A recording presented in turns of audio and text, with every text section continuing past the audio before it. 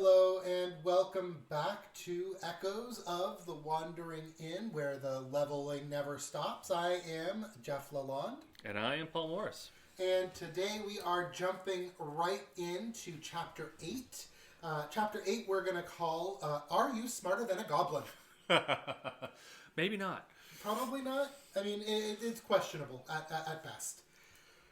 So Chapter 8 starts off with Erin waking up with just a big old smile on her face. Best day she's had since she's been here. Yeah, especially since she cut her hand, which has been magically healed from Kilbakitch's healing potion. Which are awesome.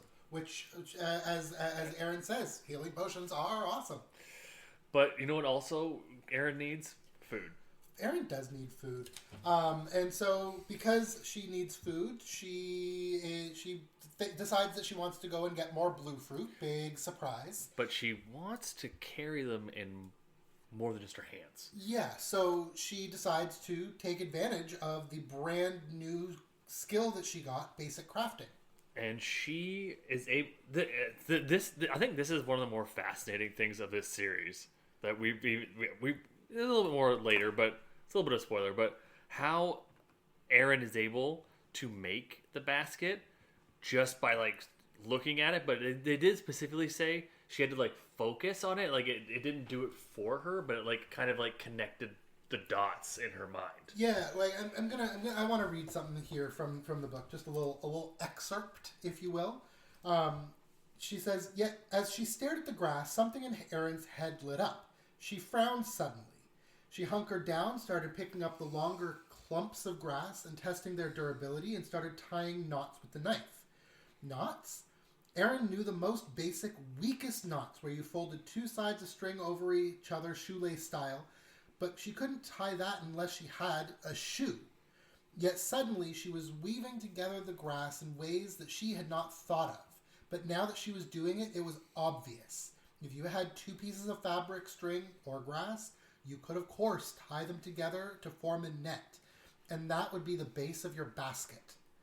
And she, as she's doing this, she, actually is very surprised. She's like, whoa, how am I doing this? It's just... She calls it... What? She calls it a grasket? No, I called it a grasket. She says it was a basket made of grass, and I'm like, yeah, it's a grasket. Oh, that was your note. That's my note, not printed text. I feel like that is actually something Erin would actually absolutely call. Petition to Pirate Abba. You should go back and edit this book to have her say it's a grasket. It's a grasket, yeah. For sure. It's a grasket, That's, but my only thing that I want Pirate Abba to change about the whole series is this one that tiny little specific moment in the first book. It should be a grasket. So Erin gets her grasket and goes and gets some more blue fruits. She retrieves them, goes back to the inn, and obviously eats the blue fruits. And she proceeds to get violently ill. Violently ill. To the point where she's, again, kind of just delirious, out of her mind, not really all there, aside from just, retching. She somehow gets back to the stream while vomiting over and over again, which... Little known fact about your esteemed co-host here. I was a violently ill child, so I feel Erin in this.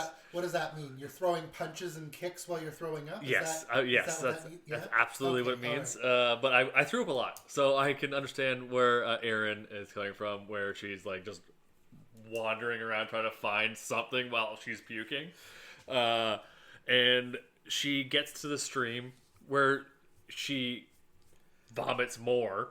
Into the stream. And she trying to figure out why she's sick. She slowly becomes better.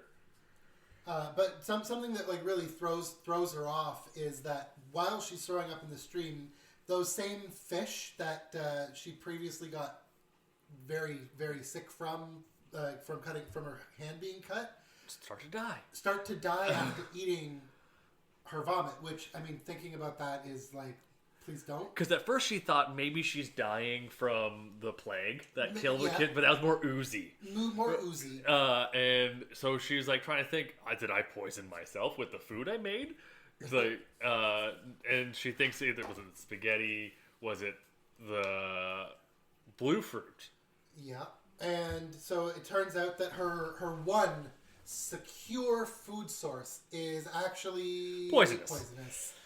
Really, really not doing too well. She does a little bit of reconnaissance and figuring that out, and then the next thing she knows, Goblins, more goblins. Goblins are arriving at the creek. So, but luckily she's I listened to this twice. So she's above them, or on a hill. She was by the bank. She heard them coming. And then she was able to tuck herself in over a bank because there was quite a few like hills and valleys in this area. So she was able to like kind of hide and get out of the way. And we switch to the goblins, and I think you wanted to note that there's a lot of perspective swaps in this series. There is. I mean, quite honestly, I am not the biggest fan of perspective swaps. Like, at best, I like typically, like, the Harry Potter third-person omniscient style, where it's largely from the perspective of one person, with occasional deviances or like just a single overview of a situation, or from a person. Like the whole time.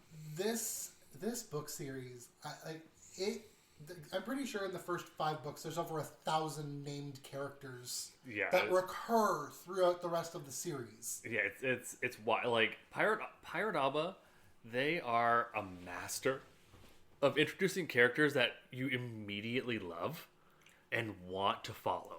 I mean, I will say there is also a lot of characters that you immediately hate. Oh yeah, we'll get to them. But also really want to follow. Yeah, we'll get to them.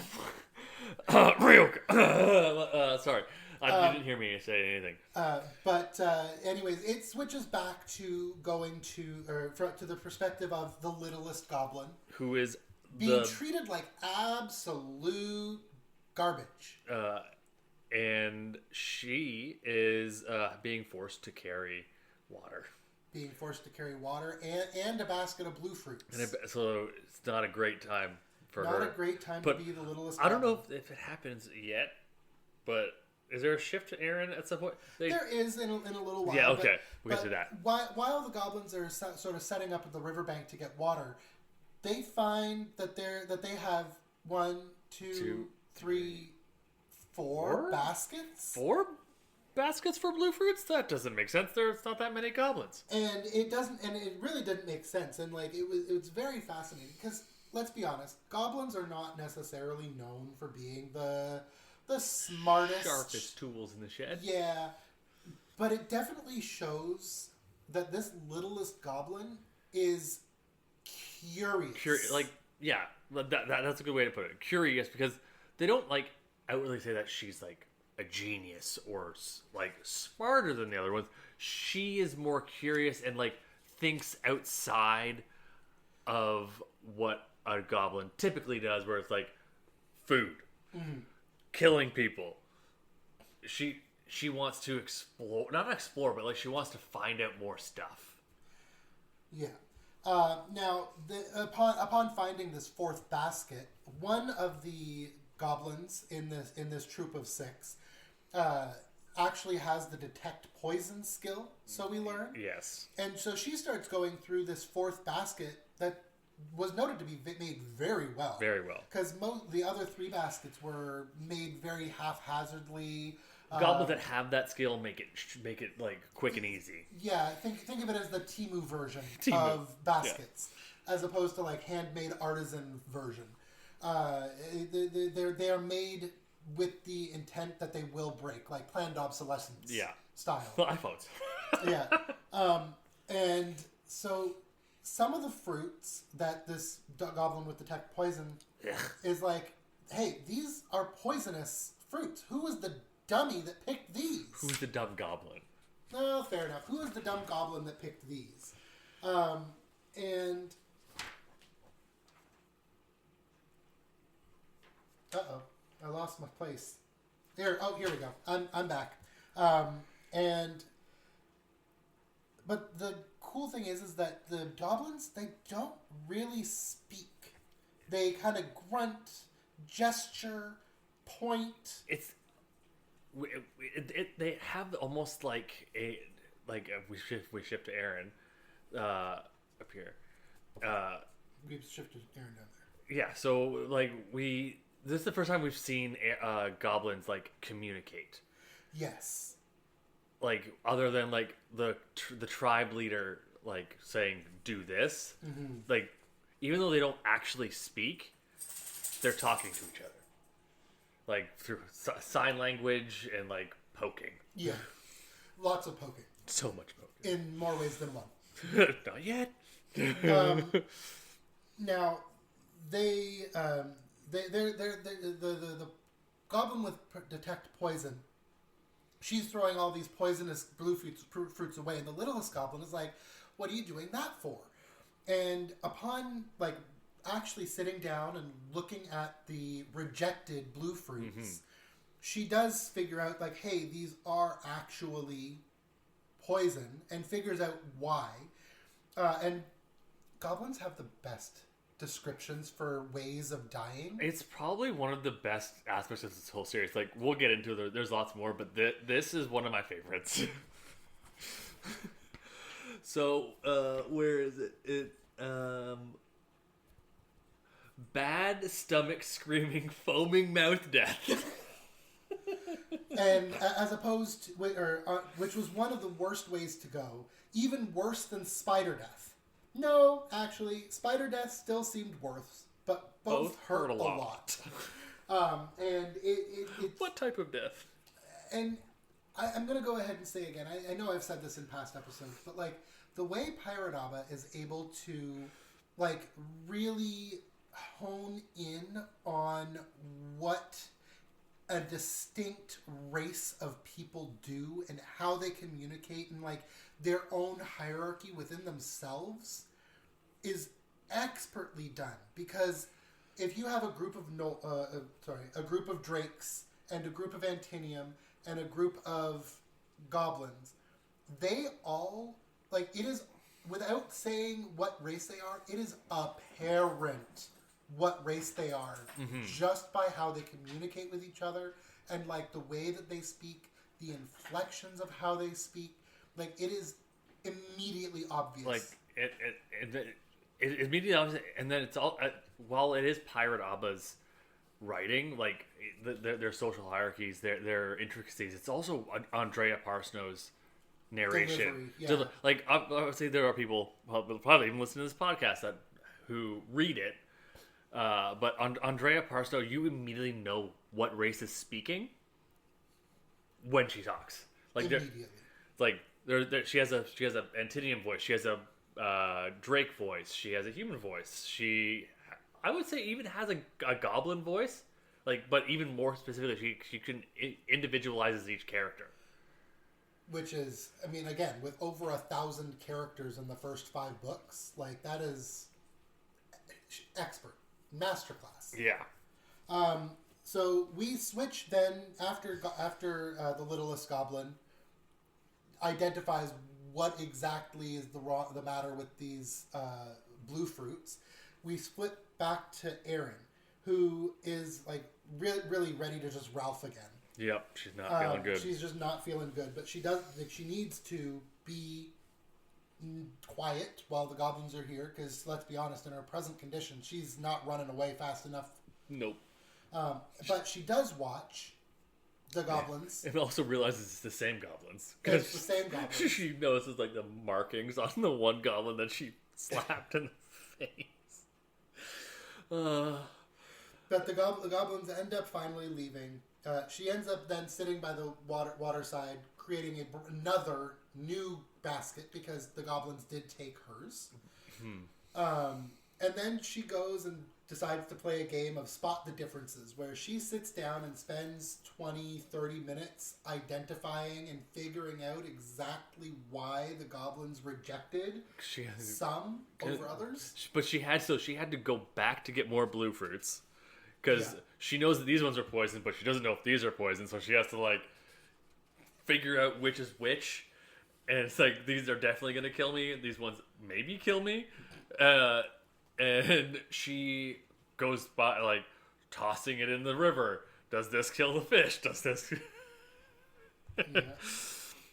And so finally, at the end of the day, once she finally, like, has her definitely not poison, maybe poisonous, and poisonous piles, and she figures out exactly why and how to tell which blue fruits are actually safe to eat, she kind of sits down and says, you know what, it's all because of that little goblin. Yep, that little goblin. And she goes, wait a second. No. Oh no. Am I dumber than goblins? Because the little goblin figured it out in less than 2 seconds. Yeah, literally looks at it and is like, that's why those are there. Now,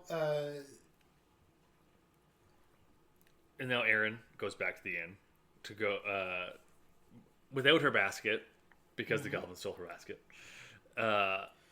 And then as Erin's heading back to the inn, it is revealed that something was watching her and waiting for nightfall. Yep. So at the end, when she gets back to the inn, she's getting ready for her guests. Her guests, Relk and Kilbakitch, who are on their way back to, or expected to be coming back to the inn this evening to see her again, as they said that they were. And then we get the perspective shift. Again. The third one of this chapter. Third one into new characters, too. Yeah. To the Drake guy. To the Drake guy. Did we talk about that already? How Erin remembers... I would say, inarguably, the more difficult of the two names. Yeah, I can't even say Kilbakich's name, and I've read the series to book 17. Yeah, I'm good. It's Kilbakitch. I'm trying why I black out. Yeah, pardon me why I black out. It switches back to the Drake guy, Relk's perspective. And he is, as, you know, the lazy, relaxed guy, letting his partner do all the paperwork and sign him out, which Kilbakitch is maybe not the best or like the happiest about. No, he definitely hates it. And so he's like, come on, Cal, we gotta go see the crazy human. And right before they just signed out, and then a bar fight happens somewhere in the city. Yeah, and so they are postponed. They are not able to go to the inn. They have to go and deal with this bar fight. It's not going to be a quick thing. There's going to be catching the people, investigating. There's going to be... It's like, oh, man. Yeah, Kilbakitch says, you know we'll be called upon to go after those who got away.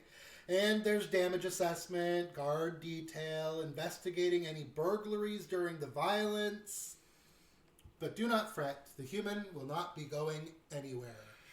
Or will she? Da, da, da. Now we have a fourth perspective swap of the chapter. Back to Erin, who is in the inn, patiently waiting. All is ready for her guests. She's got her pasta and her blue fruits ready, just anticipating their entry.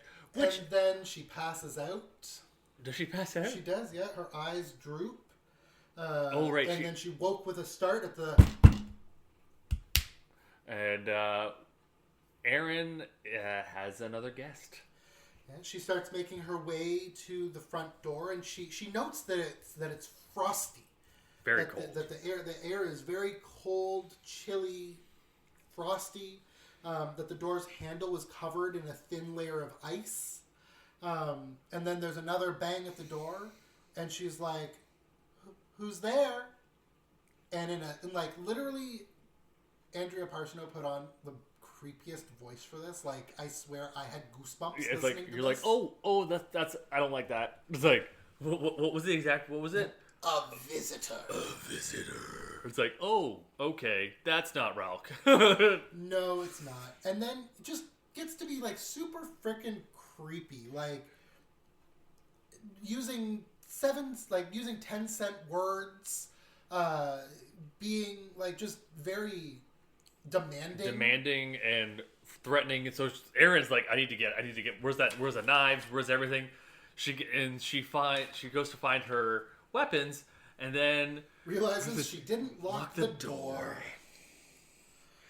So the hand starts going. The hand starts pushing in, and he just keeps pushing. He's like, "This is unwise. Your insolence will only bring about more punishment. All I ask for is some food. Provide me that, and I'll be on my way. I do not wish to become angry." And Erin finds her pan pot. But something that's very, very descriptive. Very descriptive. Pirate Alba's description and Andrea Parsnow's delivery of this is.